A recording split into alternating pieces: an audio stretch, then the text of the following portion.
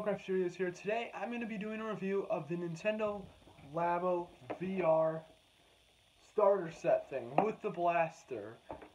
Now, this review is going to be a little bit different from my other ones, as this isn't necessarily just the game, and they're not that in-depth.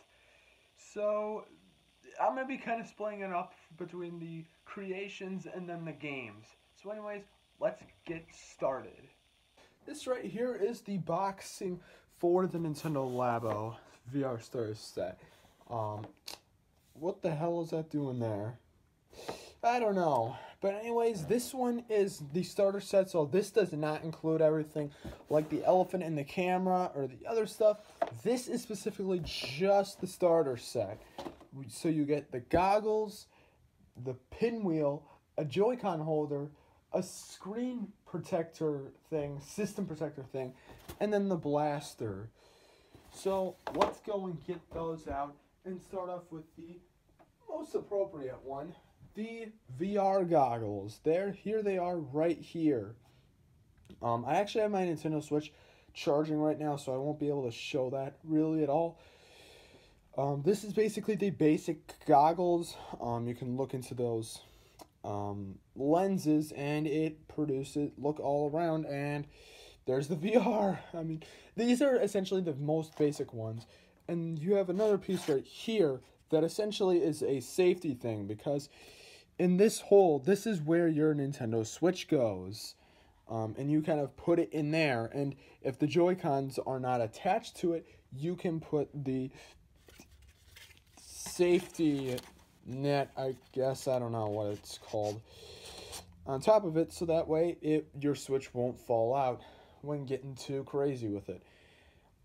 But then again, you're not going to be able to use it if you have the Joy-Cons in there, which is something that is, I believe, supposed to be used for Super Mario Odyssey and Breath of the Wild.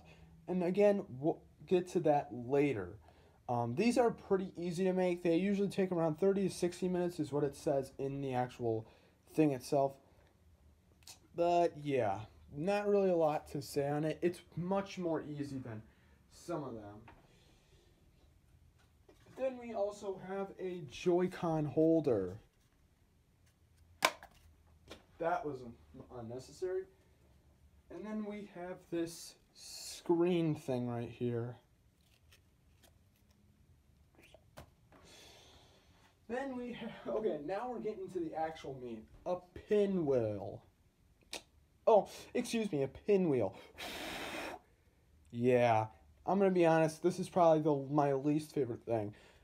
I mean, to be honest, this is probably the most useless. Actually, no, this might be the most useless.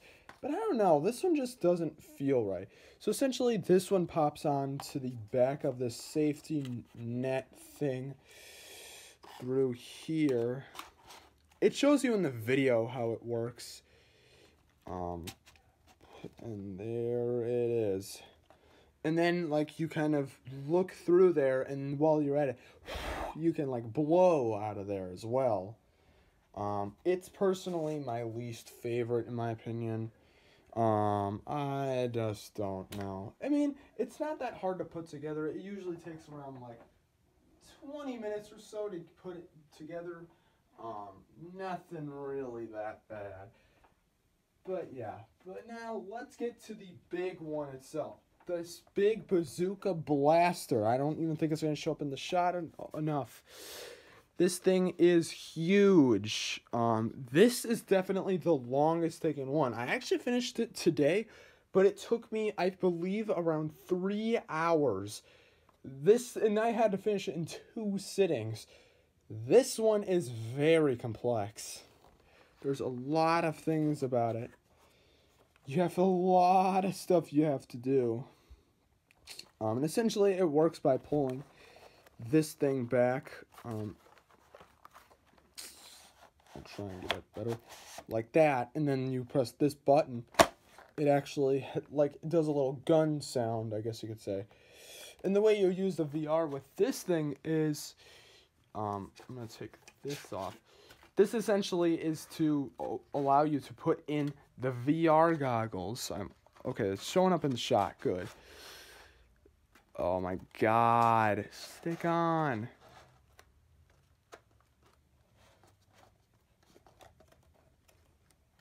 There you go.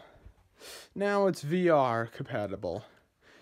I'm just going to be honest, it's a long one for this one. I'll tell you right now, you're going to need a good amount of time to put this one together.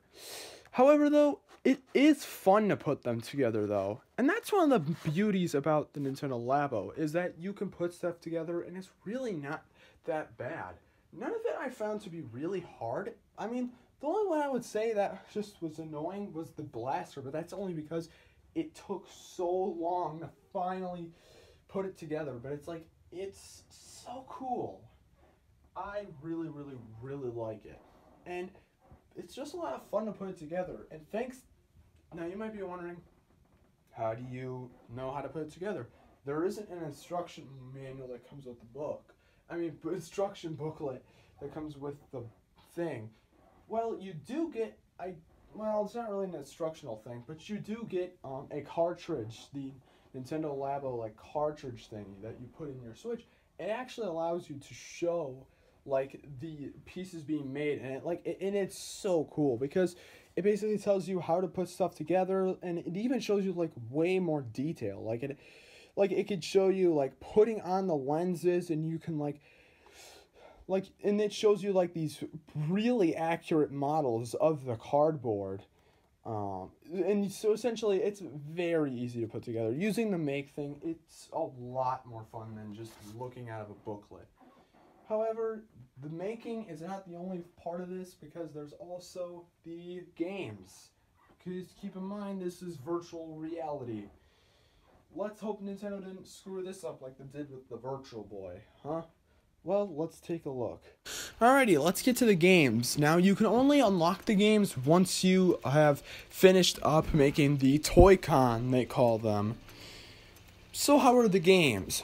Well, they're pretty good, but there are issues. It comes with a good variety of games for every single one.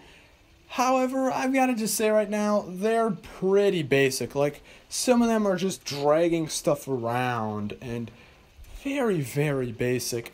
It is pretty cool, and the VR, quality is actually pretty good.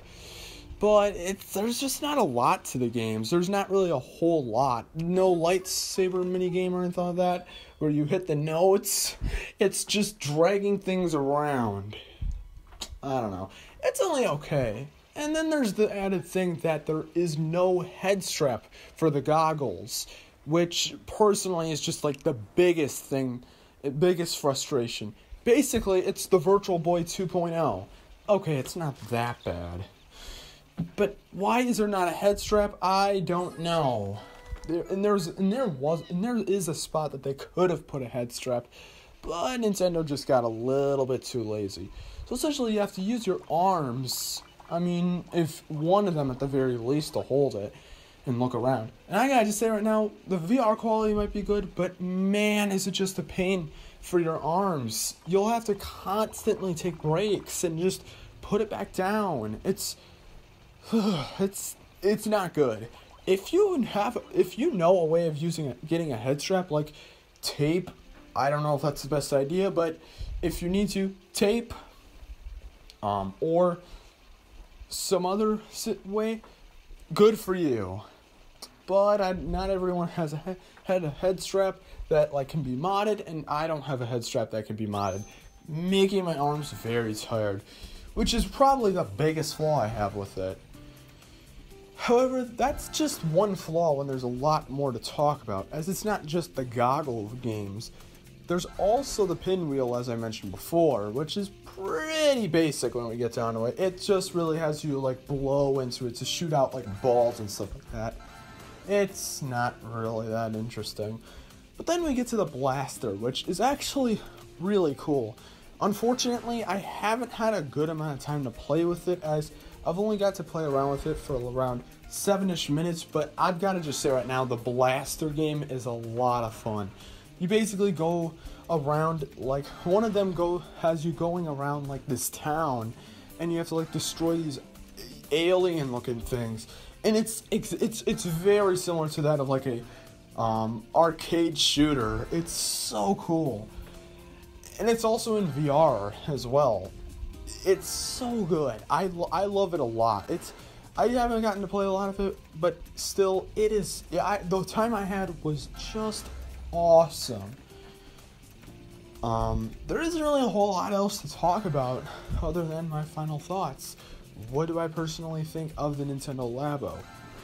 Well, I think the Nintendo Labo is pretty cool. I think that when the thing was first shown and all that stuff, and there was like the variety kit, robot kit, and vehicle kit, I was not interested in Nintendo Labo. Like, it always seemed like a cool idea, but I never, ever felt like it was just worth it.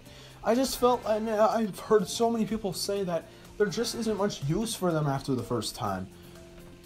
But I'm going to say this right now with the VR, I may not use it all the time, but it's a lot of fun. And I gotta say right now, I might keep them. And I'm gonna probably use them a lot more. I'm hoping I can use them a bunch. And who knows, maybe Nintendo can put VR in more of their games, like maybe Mario Kart 8 Deluxe. I mean, they already support the Toy-Con for those as well, so come on, Nintendo. VR for Mario Kart 8. Mario Kart 7 had first-person view. Come on now. Let's do it. Mario Kart VR for 8 Deluxe. That's a good idea. But yeah, that's pretty much it. Oh, wait a minute. Since I'm on the topic, Super Mario Odyssey and Breath of the Wild. Yep, these games are also VR compatible. I guess I'll talk about Super Mario Odyssey first. I don't like it. I do not like Super Mario Odyssey's VR. Essentially, you have these 3 musicians in every kingdom. Well, 3 of them with, I believe, an unlockable 4th one.